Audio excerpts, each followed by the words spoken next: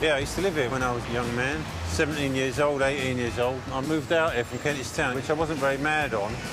All my mates were living in Kentish Town, so I was suddenly out in Crouch End, which is in the middle of nowhere, as you can see. It wasn't so well-to-do, I think. It was a lot more down, you know. I don't know, I mean, everything these days is more well turned out, and all the shop fronts and everything, it's a bit more posh, I think. That's the one it started with, yeah. One Step Beyond, yeah. There you go. It's our first album, yeah. That was quite a long time ago, yeah. And it really took off, yeah, and all of a sudden you couldn't do any wrong. I mean, from just sort of playing in my bedroom, just rehearsing, you know, pretty amateurishly, suddenly we were thrown into this, really getting popular and everything, and we started recording. And we were just about competent enough to be able to play in time and complete a song from the beginning to the end, you know. One must change with the times. My girl's mad at me. I didn't want to see the film tonight. I found it hard to say. She thought I'd had enough of her.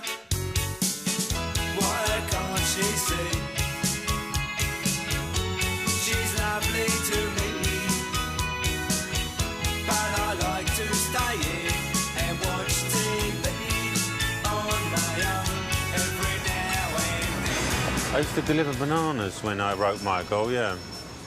I mean, I was working with this bloke. When I wrote My Girl, there was this fella who I was driving the van with. We were like a team, me and him. And he was always going on about My Girl, this, My Girl, and he said, me and My Girl are getting a flat.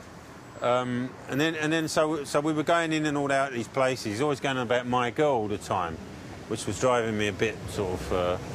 Anyway, I didn't last at that job long, but after that, when I was writing that song, it just came to me that My Girl this, My Girl that, because it wasn't something that I would ever say, My Girl. But anyway, that's how it got into the song, because of him saying that, yeah. My girl's mad at me. We argued just the other night. I thought we got it straight. We talked until it was light. That song, My Girl, was about a relationship, yeah. It was about a relationship, and, yes. You've met Mike, right? And I don't know, maybe he was chatty with you, but he's not intrinsically a communicative, sociable, chatty person. I don't know how she felt about me. I mean, that wasn't really a big thing about wanting to stay. It wasn't like we were having big arguments or anything. We were just having a regular sort of relationship, you know.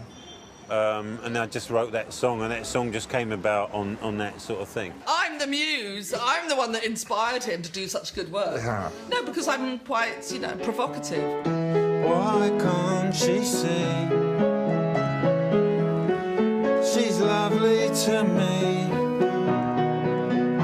but I like to stay in and watch TV on my own every now and then. I suppose I do. Who doesn't? Everybody wants to stay in and watch telly. I used to watch a lot of telly in those days. Men like to stay in their man cave and just watch football and drink beer and be on their own, and women are trying to relate to them all the time, you know. My girl's mad at me. Been on the telephone for an hour. We hardly said a word.